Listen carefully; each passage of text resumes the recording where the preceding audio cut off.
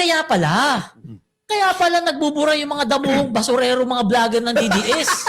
Kaya pala nagbubura. Wala namang kita yan mga yan.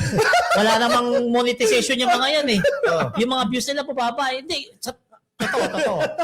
Nagbubura sila ng mga post. Yung tungkol sa cancer. Correct. Binubura nila. Si ano ba? Si Rowena Buangson, nagbura na ba? Para check ko Sige pre, Sige, tuloy check ka lang mo. dyan.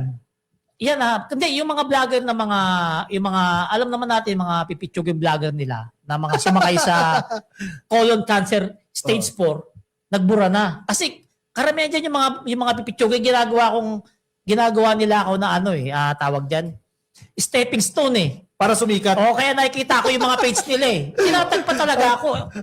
Nakikita ko. Ngayon, 4 na yata yung nagbura ng mga colon cancer na page nila, na post nila.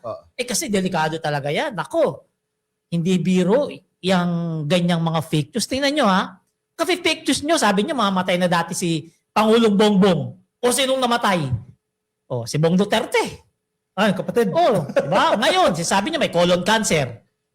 Sinong inatake? Sa stage. Si Mijaldea. Diba?